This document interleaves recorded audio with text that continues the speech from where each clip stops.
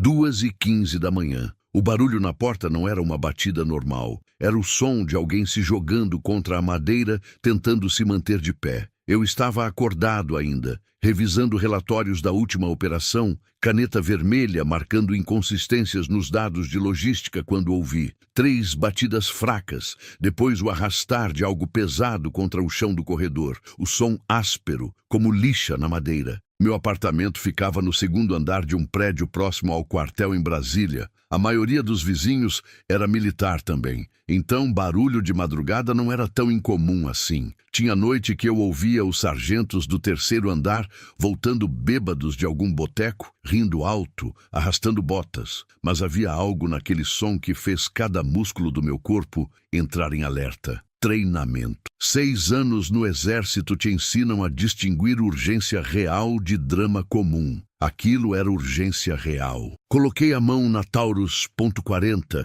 que ficava na gaveta da mesinha de centro. Não tirei da gaveta, só coloquei a mão. O metal frio contra a palma. Me aproximei da porta, descalço, o chão de cerâmica gelado sob os pés nus. Olhei pelo olho mágico. A lâmpada do corredor piscava, aquela luz branca fluorescente que deixa tudo com cara de hospital abandonado, zumbindo baixo, irritante. Vi uma figura curvada, uma mão apoiada na minha porta, a cabeça baixa, uniforme camuflado. Reconheci a postura antes de ver o rosto. Lucas Medeiros, do meu pelotão, especialista em comunicações, 24 anos, de Fortaleza, cara que ria alto demais e cantava sertanejo desafinado no banho do alojamento. O mesmo que tinha me ajudado a carregar equipamento durante aquela missão na fronteira mês passado, que dividia marmita quando esqueciam a dele, que ligava para a mãe todo domingo sem falta.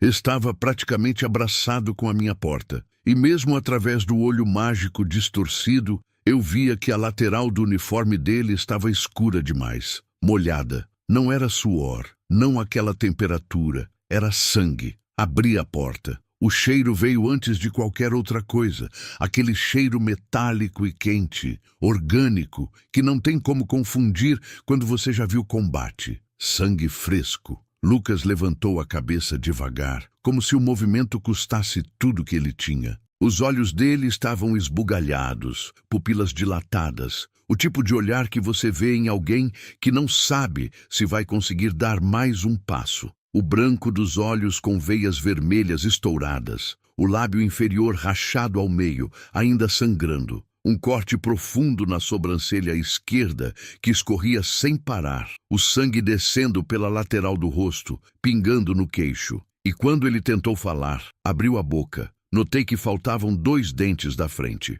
buracos escuros na gengiva superior. Mas o pior era o lado esquerdo do corpo. A camisa do uniforme estava rasgada na altura das costelas, tecido pendurado em tiras, e eu via a pele exposta, roxo escuro, quase preta, inchada tipo bola, o inchaço subindo até debaixo da axila. "Sargento, eu não tinha para onde ir", ele disse, e a voz saiu arrastada, pastosa, a língua grossa. Caiu para frente. Segurei ele antes que batesse no chão, o peso dele todo contra meu ombro direito. Era puro músculo. Lucas era maior que eu, 1,85, 90 quilos fácil, mas naquele momento parecia uma criança tentando se apoiar em qualquer coisa sólida. Sangue quente escorreu do rosto dele direto na minha camiseta branca. Senti o líquido espesso molhando meu ombro, descendo pelo peito. Consegui arrastá-lo para dentro, os pés dele arrastando no chão, deixando rastro vermelho no piso claro. Fechei a porta com o pé, tranquei. Baixei ele devagar no sofá,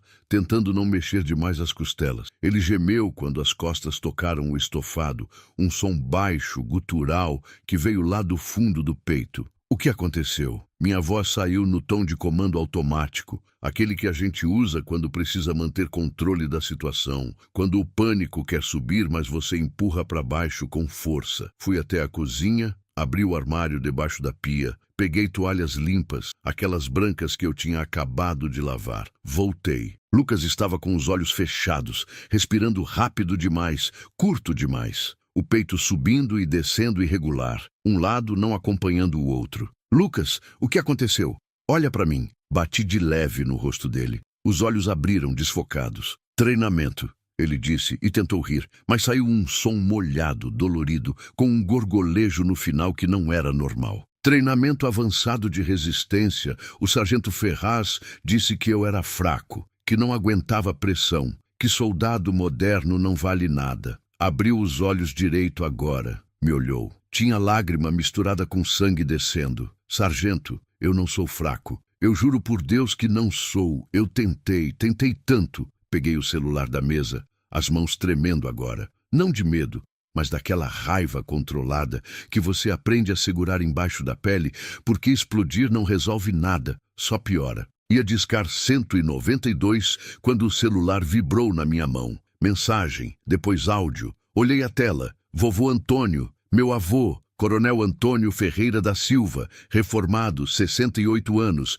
veterano de não sei quantas operações que ele adorava contar e recontar em todo o almoço de domingo, decorando cada história com detalhes que mudavam um pouco a cada vez, mas a essência era sempre a mesma. Ele era herói, os outros eram fracos. Ele não mandava áudio às 2 da manhã, nunca. O homem dormia às 22 horas religiosamente, acordava às 5, rotina militar inquebrantável. Apertei o play, a voz dele encheu a sala, aquela voz grossa, pausada, de quem está acostumado a dar ordens e ser obedecido sem questionamento. Ricardo, acabei de receber ligação do comando. Coronel Tavares me ligou pessoalmente como cortesia, avisando da situação. Sei que o soldado Medeiros está aí. Não faça nada, não chame ninguém. Isso é assunto interno, disciplina de caserna, questão de hierarquia, não é da sua conta e não é da conta de civil. O menino precisa aprender o que é respeito, o que é cadeia de comando. Se você interferir, vai manchar não só a sua carreira, mas o nome dessa família que eu construí em 40 anos de serviço. Deixa ele lá, amanhã cedo ele volta para o quartel e resolve isso com os superiores dele como homem. Não salve esse fraco. Deixe ele aprender o que eu tive que aprender, o que todo soldado de verdade aprende. Fim do áudio. Segurei o celular com força. Senti a tela rachada, aquela rachadura velha no canto superior, refletindo meu rosto distorcido. Lucas estava no sofá, sangrando, respiração cada vez mais irregular, fazendo aquele som de ar escapando por lugar errado. E meu avô, o homem que eu tinha passado a vida inteira tentando impressionar, o homem cujo retrato uniformizado ficava na parede da casa da minha avó como se fosse santo, acabava de me ordenar a deixá-lo lá. Disciplina de caserna. Assunto interno. Não salve esse fraco. Deixe ele aprender. Olhei para o Lucas. Os olhos dele estavam fechados de novo. A respiração fazendo um som estranho agora. Um chiado fino que não era normal. Tipo assovio molhado. Costela quebrada, provavelmente perfurando alguma coisa. Pulmão, talvez 2. Sangue começando a encharcar o pulmão. Eu tinha visto isso em campo, sabia o som. Liguei para o SAMU sem pensar mais. 192. 3 toques. Serviço de atendimento móvel de urgência. Qual a emergência? A voz feminina, profissional, calma, treinada para acalmar quem está ligando em desespero. Passei o endereço. Rua das Acácias, número 123, apartamento 204, próximo ao quartel do Exército. Descrevi os ferimentos com precisão militar, traumatismo craniano aparente, laceração facial múltipla, perda dentária, hematoma profundo em região torácica esquerda com possível fratura de costela e comprometimento respiratório. Ela perguntou o que tinha acontecido. Hesitei. Disse que não sabia exatamente, que ele chegou assim. Meia verdade. Estamos enviando uma equipe. Tempo estimado 10 minutos. Mantenha ele acordado e não dê nada para beber. Desliguei. Olhei para o Lucas de novo. Ele abriu os olhos. Obrigado, mano.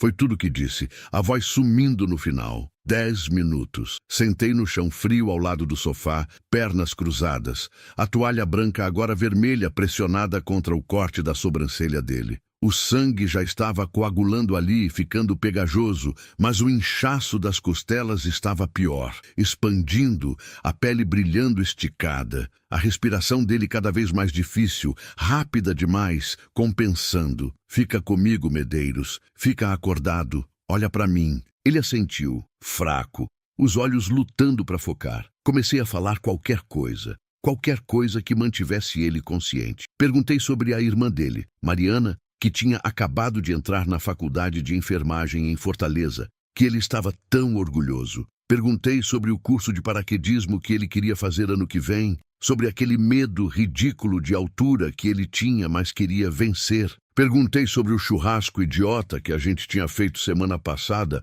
onde ele botou sal demais na picanha e ninguém conseguiu comer. Todo mundo zoando ele, e ele rindo, falando que sal grosso era para passar vergonha mesmo. Ele tentava responder, a voz sumindo, mas sorrindo fraco, lembrando. A ambulância chegou em 8 minutos, sirene cortando a madrugada silenciosa. 2 paramédicos subiram correndo, maca dobrável, maletas vermelhas de equipamento. Homem mais velho, uns 50, grisalho, e mulher jovem, 30 e poucos. Examinaram Lucas rapidamente, profissionais, dedos palpando costelas, olhos verificando pupilas, estetoscópio no peito. Trocaram olhares significativos, aquele tipo de olhar que profissionais de saúde trocam quando sabem que a história não bate com os ferimentos. Isso foi acidente? O mais velho perguntou, olhando direto para mim, desconfiado. Ele apareceu assim, respondi. Meia verdade de novo. Vocês vão levá-lo ou vão ficar fazendo perguntas? Saiu mais agressivo do que eu pretendia. Estava cansado, nervoso, com raiva. Eles colocaram Lucas na maca, amarraram as tiras, desceram devagar pela escada estreita. Fui junto, descalço ainda, camiseta manchada de sangue. No Hospital Regional de Brasília, enquanto Lucas entrava para a emergência através daquelas portas automáticas de vidro que só abrem para a maca, sentei na cadeira de plástico dura da sala de espera. 3 da manhã, lugar quase vazio. Uma mulher grávida dormindo encostada no marido num canto. 2 seguranças conversando baixo perto da porta. O cheiro de desinfetante e café velho misturados. Uma enfermeira passou, viu minha camiseta, perguntou se eu estava bem, se eu precisava de atendimento também. Olhei para baixo. Estava coberto de sangue seco, marrom nas bordas. Não é meu, falei. Ela acenou, trouxe água num copinho de plástico. Bebi sem sentir o gosto, apenas temperatura ambiente, insípida. Peguei o celular, 17 mensagens do meu avô agora. Não abri nenhuma, não tinha o que falar com ele ainda. Pensei em ligar, explicar, justificar, mas justificar o quê? Salvar a vida de um companheiro de farda? Isso precisava de justificativa agora? Quando tinha virado questionável? Pensei na minha formatura, meu avô na primeira fila, uniforme impecável, cheio de medalhas, peito estufado. Pensei nas histórias dele, contadas e recontadas. Haiti, 2004, ele era tenente-coronel comandando um batalhão de paz. Diz que um soldado do pelotão dele tinha entrado em pânico durante um confronto com gangues locais, tinha congelado no meio do tiroteio e que meu avô pessoalmente tinha dado uma lição nele depois, na frente de todo o pelotão, para ele nunca mais fraquejar. Fiz ele fazer flexão até vomitar, depois carregar saco de areia sob o sol. Lição dura faz soldado forte, ele dizia, orgulhoso, batendo no peito. Depois daquele dia, aquele soldado nunca mais hesitou. Virou um dos meus melhores. Eu tinha 12 anos quando ouvi essa história pela primeira vez. Achei meu avô um herói. Repeti a história na escola. Agora, sentado naquela cadeira fria, olhando o sangue seco do Lucas na minha camiseta, eu me perguntava que tipo de lição tinha sido aquela de verdade. Se aquele soldado tinha virado melhor ou só tinha aprendido a esconder o medo. E que tipo de lição Lucas tinha levado hoje? Uma médica saiu 4 horas depois. Já passava das 7 da manhã, sol entrando pelas janelas, máscara abaixada no pescoço, roupa cheia de sangue fresco, cabelo castanho preso, olheiras profundas. Você veio com Lucas Medeiros? Levantei rápido, músculos doloridos de ficar na mesma posição. Sim, doutora. Ela me olhou de cima a baixo, viu o uniforme camuflado que eu tinha vestido antes de sair, que estava debaixo da camiseta manchada. 3 costelas fraturadas, 5ª, 6ª e 7ª costela esquerda. Uma delas, a 6ª, perfurou o pulmão parcialmente. Pneumotórax moderado. Inserimos dreno torácico. Está estabilizado. concussão leve, laceração profunda na arcada supraciliar direita, suturamos com 8 pontos. 2 dentes avulsionados, incisivos centrais superiores. Hematomas profundos em região torácica, abdominal e membros inferiores, consistentes com trauma contuso repetido, padrão de chute. Ele vai ficar bem, mas precisa ficar internado no mínimo 1 semana, observação contínua e... Ela parou, me encarou direto, olhos castanhos duros. Eu preciso saber o que aconteceu. Esses ferimentos não são de acidente, é agressão,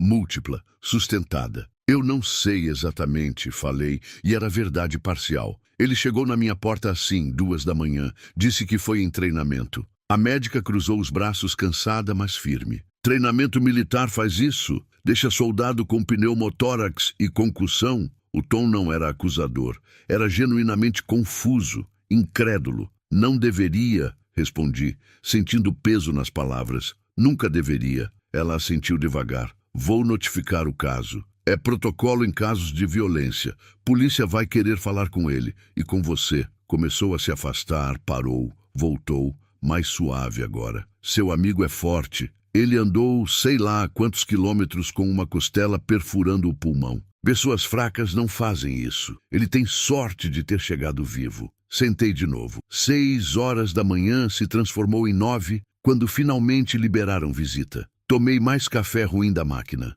Lucas estava numa cama de CTI, soro no braço esquerdo, dreno no peitoral esquerdo, saindo por baixo das costelas, tubo grosso com sangue e líquido claro pingando numa bolsa pendurada na lateral da cama. O rosto todo roxo, mas limpo, gaze na sobrancelha, lábio costurado. Estava acordado, olhando para o teto. Opa, sargento, disse quando me viu, e a voz saiu melhor, mais firme, menos molhada. Desculpa pelo susto e pelo sofá. Tentou sorrir, gemeu. Puxei uma cadeira de plástico, aquelas de hospital que rangem. Medeiros, eu preciso saber o que aconteceu. A verdade toda, sem omitir nada. Ele olhou para mim, depois para o teto de novo, o maxilar tenso. Não posso falar, sargento. Eles disseram, não importa o que eles disseram. Importa o que aconteceu. Pode e vai falar. É uma ordem. Ele fechou os olhos, respirou fundo, gemeu com a dor das costelas se movendo. Começou devagar. Tem uns 3 meses que o sargento Ferraz e o tenente Mourão,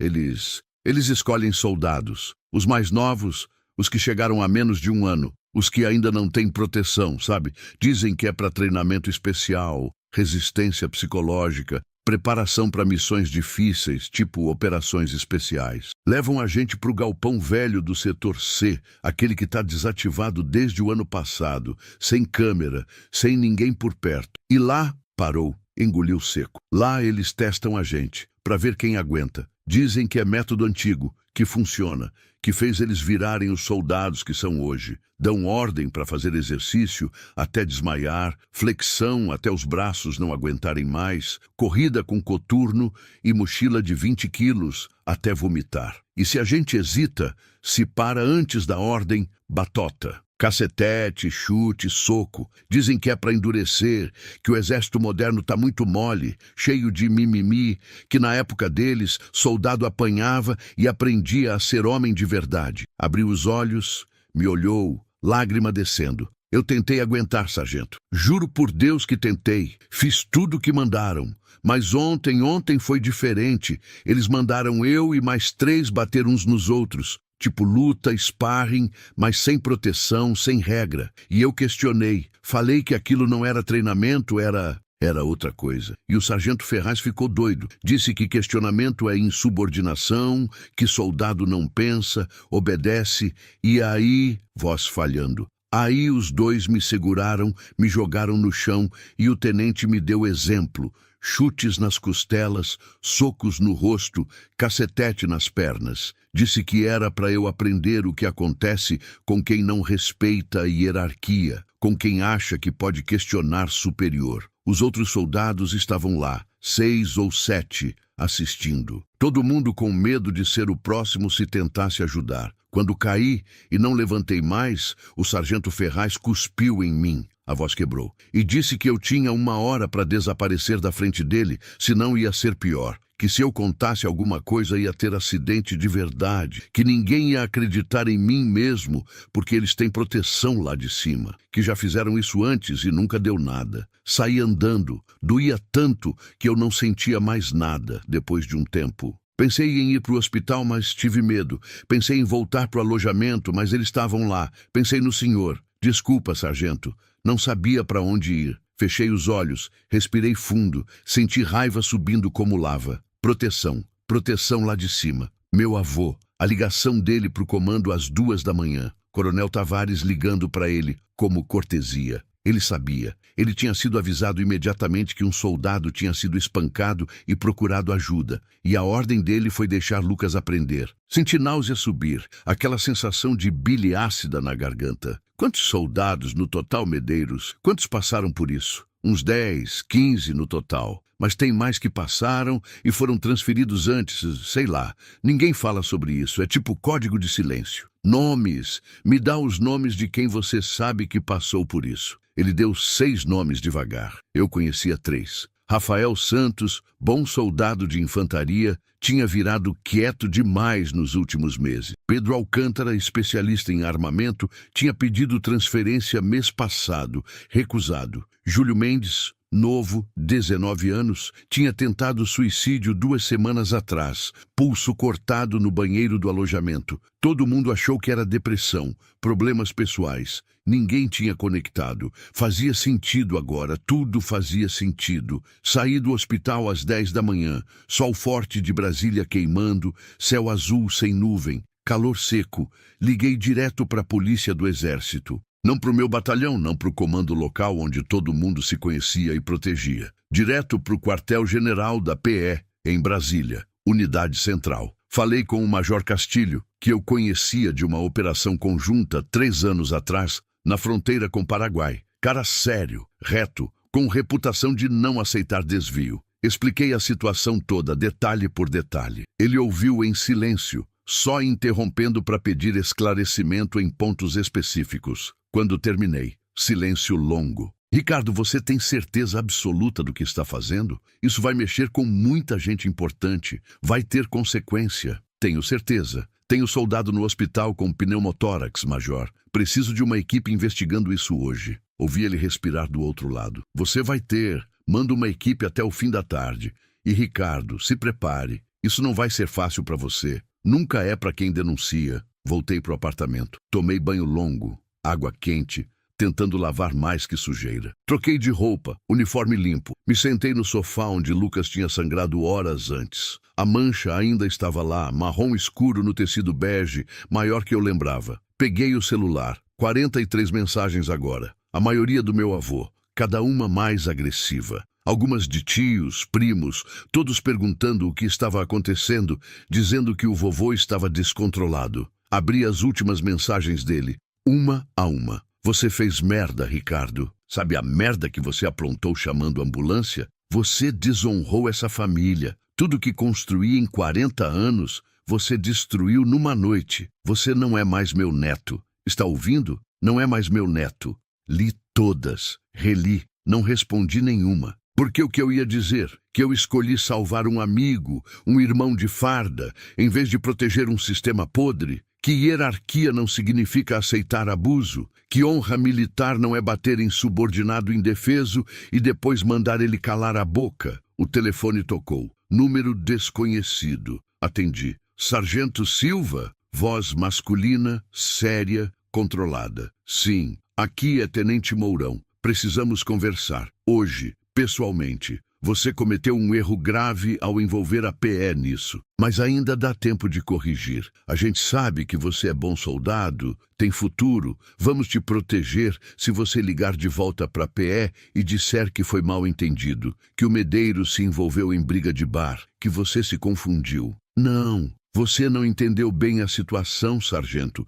Isso vai destruir sua carreira, acabar com tudo. Você tem futuro brilhante, é bom soldado, competente, pode chegar longe, virar oficial até. Não jogue tudo fora por causa de um fraco que não aguenta treinamento pesado. Respirei fundo, controlei a voz. Treinamento pesado não deixa ninguém com pneumotórax, tenente. Treinamento pesado não quebra costela, não arranca dente. Isso não é treinamento, é crime. Silêncio longo do outro lado. Você vai se arrepender disso, sargento. Profundamente. Desliguei. Meio-dia. Outra ligação. Dessa vez esperada. Meu pai. Professor de História, 56 anos, nunca serviu. Sempre foi meio distante do lado militar da família, preferia livros a quartéis, mas respeitava meu avô. Admirava de longe. Ricardo, o que diabos está acontecendo? Seu avô me ligou completamente descontrolado, gritando, dizendo que você está causando um escândalo, que está manchando o nome da família no exército, que está traindo tudo que ele construiu. Expliquei tudo, devagar, sem omitir nada. Detalhes dos ferimentos do Lucas, o áudio do meu avô, a ligação ameaçadora do tenente, a denúncia para a PE. Ele ficou em silêncio por um tempo longo, só respiração do outro lado. Depois, voz baixa. Você fez o certo, absolutamente certo, mas vai pagar caro por isso. Muito caro, seu avô. Ricardo, ele vive num mundo diferente. Para a geração dele, hierarquia é sagrada, inquestionável. Questionar superior é questionar Deus. Você desafiou o mundo dele. Ele não vai perdoar fácil, talvez nunca. Eu sei, pai. Mesmo assim, estou orgulhoso de você. Muito orgulhoso. Isso me pegou completamente desprevenido. Meu pai nunca dizia essas coisas. Demonstrava afeto com silêncio e presença, não com palavras. Obrigado, pai. Precisava ouvir isso. Se precisar de alguma coisa, qualquer coisa, me liga. Estou aqui. Desliguei com olhos ardendo. Às 2 da tarde, a polícia do exército chegou no quartel. Eu não estava lá, tinha ficado de licença médica, estresse agudo, pressão alta. O médico do batalhão tinha escrito depois que liguei para ele, mentira generosa dele para me proteger do que estava vindo. Mas amigos me mandaram mensagens urgentes, fotos, áudios. A PE tinha chegado com mandado judicial, 4 viaturas, 12 homens armados. Isolou o galpão do setor C com fita amarela, proibiu entrada de qualquer pessoa. Prendeu Sargento Ferraz e Tenente Mourão em flagrante de evidência, algemas, direitos lidos alto. Apreendeu cacetetes com sangue seco ainda, documentos, planilhas manuscritas com nomes de soldados e níveis de resistência, celulares. Outros 7 soldados que tinham sido citados pelo Lucas prestaram depoimento espontâneo quando a PE abriu o canal. Confirmaram tudo, chorando, tremendo. A história estava explodindo. Grupo de WhatsApp do batalhão, que normalmente tinha piada e foto de churrasco, estava fervendo. Mais de 300 mensagens em 1 hora. Especulações, indignação, medo e também defesa. Tinha gente defendendo Ferraz e Mourão, dizendo que treinamento duro sempre existiu, que fez a geração de ouro do Exército Brasileiro, que a geração atual era fraca demais, mimada, não aguentava nada, que a PE estava exagerando, perseguindo, que isso ia destruir a disciplina militar, criar geração de soldados que choram por tudo. 5 da tarde. Minha porta. Batida forte, autoritária, firme. 3 batidas espaçadas. Abri, meu avô, Coronel Antônio Ferreira da Silva, 72 quilos de músculo e convicção, uniforme impecável mesmo aposentado há 6 anos, calça vincada perfeita, camisa engomada, botas lustrosas, a postura ereta, ombros para trás, queixo erguido, olhar duro, aquele que eu tinha visto intimidar tenente e cabo com igual eficiência. Você vai me ouvir agora. Não foi pedido, foi ordem. Entrou sem pedir licença, sem esperar convite. Eu fechei a porta devagar. Ficamos de pé na sala, 2 metros de distância, como adversários medindo um ao outro antes de luta. A luz da tarde entrando pela janela, dourada, fazendo sombras longas. Você não tem noção do que fez. Ele começou, a voz controlada, mas vibrando de raiva contida, tipo terremoto antes de rachar chão. Você não tem a menor noção. Você destruiu a carreira de 2 oficiais competentes, dedicados, que estavam formando soldados de verdade. Você envolveu a PE, a imprensa vai pegar isso, vão usar para atacar o exército inteiro, num assunto que deveria ter sido resolvido internamente, entre homens. Na moral, você envergonhou essa família inteira. Meu nome, que levou 40 anos para construir, você manchou numa noite de fraqueza. Soldado fraco? Repeti. E pela primeira vez na vida, minha voz saiu mais alta que a dele, cortando. Lucas Medeiros estava com uma costela perfurando o pulmão, vovô. 3 costelas quebradas, concussão, dentes arrancados. Ele andou não sei quantos quilômetros assim, segurando as costelas com a mão, sangrando. Pessoas fracas não fazem isso. Pessoas fracas desistem. Ele chegou na minha porta pedindo ajuda. Ele não deveria ter questionado superiores. Meu avô gritou, perdendo o controle, rosto vermelho. Hierarquia existe por um motivo. Sem disciplina, sem respeito absoluto à cadeia de comando, o exército vira baderna, vira circo, soldado questiona, hesita, e gente morre em combate. E com agressão sistemática vira o quê, vovô? Instituição exemplar, formadora de caráter. Dei um passo à frente. Você sabe o que é isso?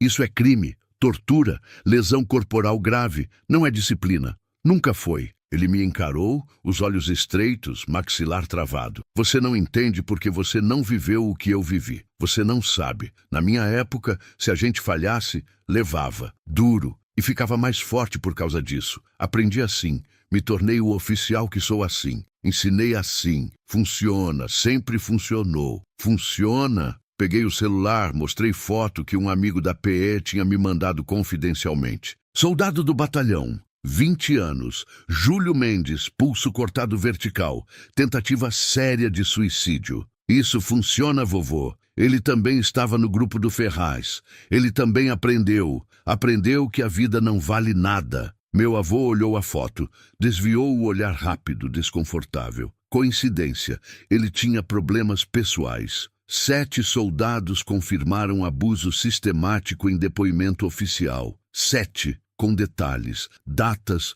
horários, testemunhas. Isso não é coincidência, é padrão, é sistema. Silêncio tenso. Ele se virou, foi até a janela, ficou olhando para a rua, as costas curvadas pela primeira vez desde que eu me lembro. Eu protegi você, disse, voz baixa, quase inaudível. Quando você entrou para o exército 6 anos atrás, liguei para os meus contatos, chamei favores de décadas. Me certifiquei que você ia ter boas oportunidades, que iam te respeitar, te dar missões importantes. Você tem o nome certo, o sobrenome certo, a linhagem certa. E você jogou tudo fora. Por quê? Por causa de um estranho que você mal conhece? Lucas não é estranho.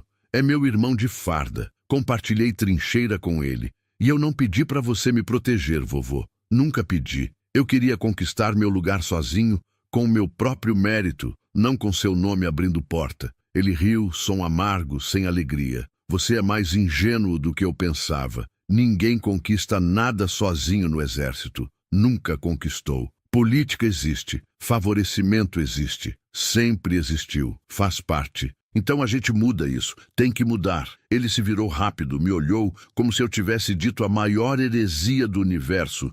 Blasfêmia imperdoável. Você não muda o exército muda você, ou te expulsa. Simples assim. Deu 2 passos pesados na minha direção, invadindo meu espaço. Eles vão acabar com você, Ricardo. Vão te transferir para algum posto perdido no meio da Amazônia. Vão travar sua carreira em cada esquina. Vão te fazer pagar cada dia por isso. E quando você vier implorar ajuda, eu não vou estar aqui, porque você escolheu lado e não foi o da família. Pegou o cap que tinha deixado no sofá manchado, foi até a porta, parou com a mão na maçaneta, não olhou para trás. Você não é mais meu neto. Está ouvindo bem? Não é mais. E saiu, batendo a porta. Fiquei parado no meio da sala vazia. Não chorei. Soldado não chora. Meu avô sempre dizia, desde que eu tinha 5 anos e caí do balanço. Ralei o joelho. Homem aguenta dor calado. Mas senti um peso no peito que não era físico.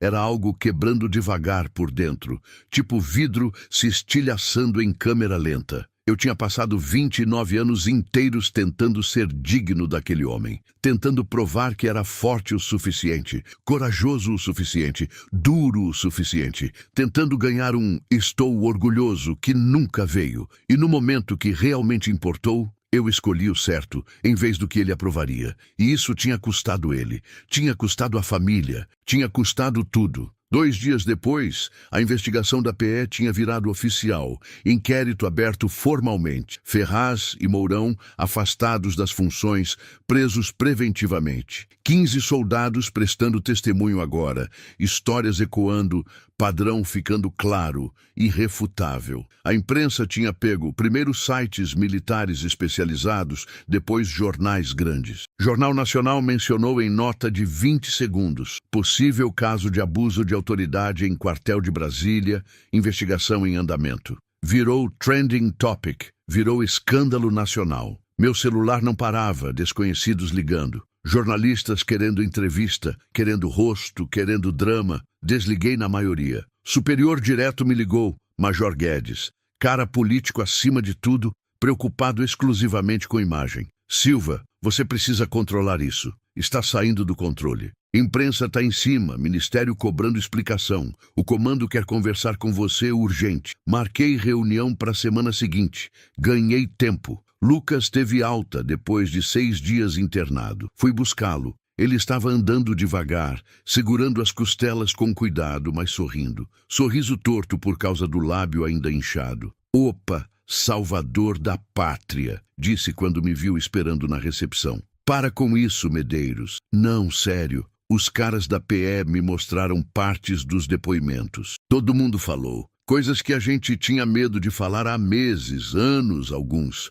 Tudo por sua causa. Você abriu a comporta. Saímos do hospital, sol forte de meio-dia. Ajudei ele a entrar no carro. Medeiros, vai ficar tudo bem? De verdade? Ele olhou para frente, através do para-brisa. Não sei, sargento. Sinceramente não sei. Mas é melhor que antes. Muito melhor. Antes a gente tinha medo até de dormir. Ficava um olho aberto esperando ser chamado. Agora pelo menos tem chance. Tem investigação. Tem justiça, talvez. Levei ele para o apartamento da mãe, Dona Conceição, que tinha vindo de Fortaleza. Mulher pequena, não passava de 1,60 m, olhos iguais aos do Lucas, castanhos fundos. Me abraçou chorando antes mesmo de eu dizer oi. Obrigada, obrigada por salvar meu filho. Que Deus te abençoe, te proteja sempre. Eu não sabia o que dizer, só assenti desajeitado com demonstração de emoção. Saí de lá com aquela sensação estranha, paradoxal, de ter feito algo absolutamente certo,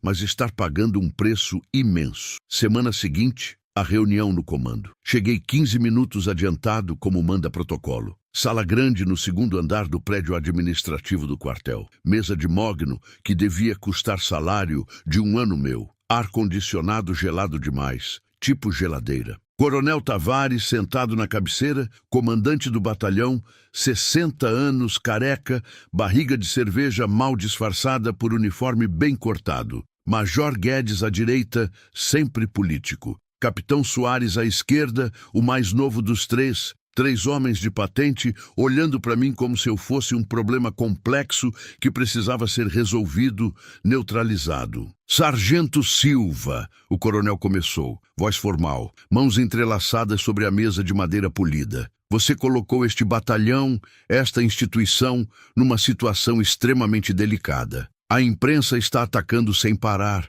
usando este incidente isolado para manchar a imagem de todo o exército brasileiro, colocando todos nós no mesmo saco. Com todo respeito, senhor, não foi incidente isolado. Foram meses de agressão sistemática, padrão estabelecido, 15 vítimas confirmadas. O Major Guedes interveio rápido, tom conciliador, diplomático. Entendemos sua preocupação, Silva. Realmente entendemos, mas havia canais internos apropriados. Você deveria ter reportado para o comando primeiro, seguido cadeia de comando, não pular direto para PE. Reportei para o senhor, Major. 3 meses atrás exatos, falei pessoalmente sobre soldados estressados demais, sobre mudanças comportamentais preocupantes, sobre rumores persistentes de treinamento abusivo no setor C. O senhor disse textualmente que era fofoca de quartel. Disse para eu focar no meu trabalho e parar de espalhar boato. Silêncio constrangido. O major ficou vermelho até a raiz do cabelo ralo.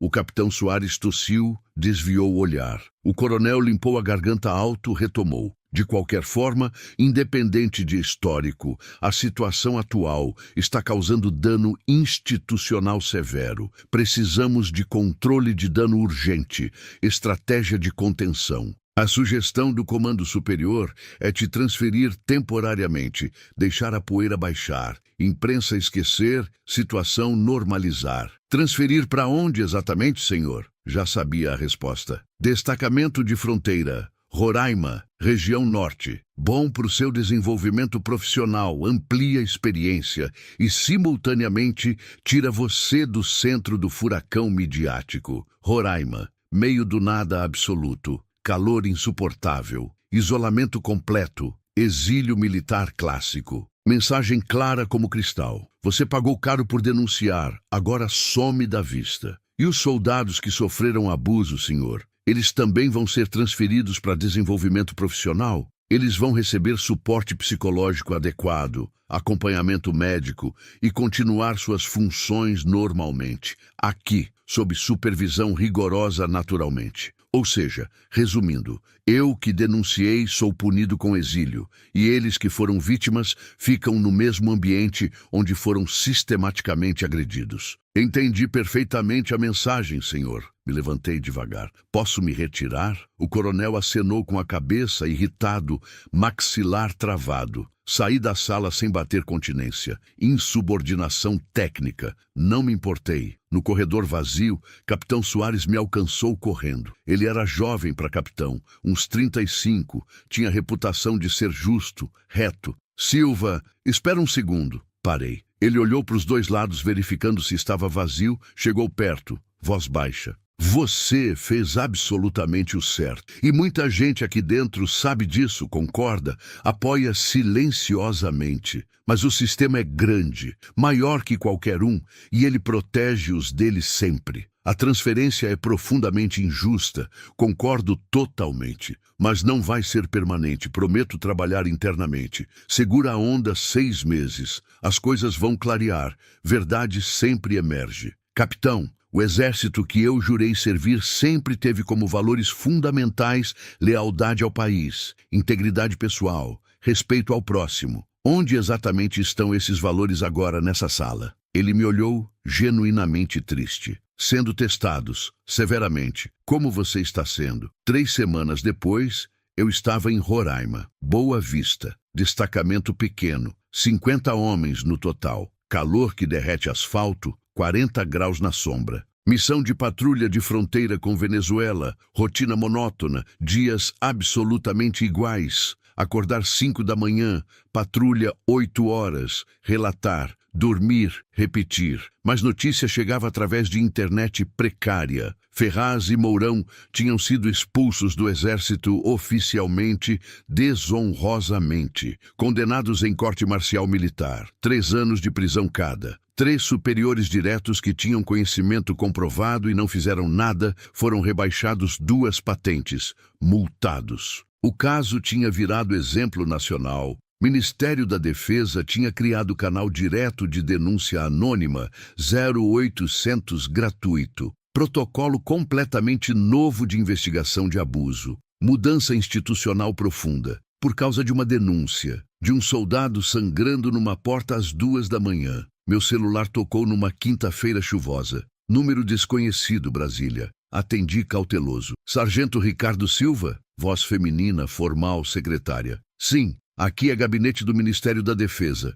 O ministro gostaria de falar pessoalmente com o senhor sobre o caso. Podemos agendar reunião? 3 dias depois, eu estava em Brasília de novo, uniforme impecável, botas lustradas. Reunião com o ministro, general de 4 estrelas, lenda militar viva, veterano de paz da ONU. Ele apertou minha mão firme, olhou direto nos olhos. Sargento Silva, Seu ato de coragem moral salvou não só vidas imediatas, mas a integridade fundamental desta instituição que amamos. Estamos implementando mudanças estruturais profundas. Queremos você como instrutor-chefe do novo Programa Nacional de Ética Militar. Está disposto? Olhei para ele processando. Sim, senhor. Absolutamente. 2 meses depois, Lucas estava de volta à ativa, promovido a cabo, trabalhando na recém-criada Assessoria de Direitos dos Soldados, função que não existia antes.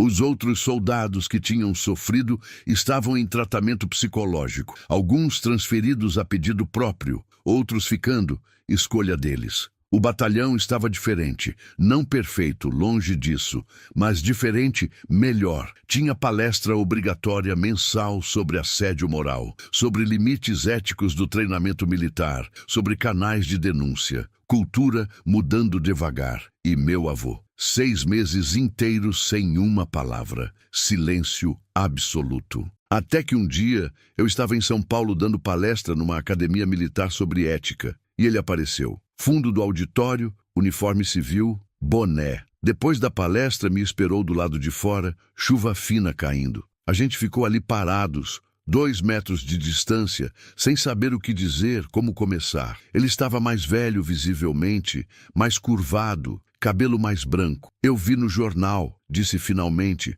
voz rouca. O ministro te condecorando, medalha de mérito militar, por atos excepcionais de integridade. Assenti. E você, como está, vovô? Velho, teimoso, terrivelmente errado. Olhou para mim direto. Passei 6 meses pensando, remoendo, conversando com veteranos da minha geração, relendo regulamentos antigos, vendo as mudanças acontecendo, e percebi algo doloroso, que eu estava defendendo algo que aprendi errado desde o início, que sofri errado quando jovem e perpetuei errado a vida inteira, achando que estava certo. Respirou fundo, tremendo. Você foi mais forte do que eu jamais fui. Teve coragem moral de quebrar um ciclo vicioso que eu nem sabia que existia, que eu ajudei a manter. Vovô, me deixa terminar, por favor. Voz quebrando. Eu te tratei horrivelmente mal. Te deserdei. Disse que você não era meu neto. Mas a verdade nua e crua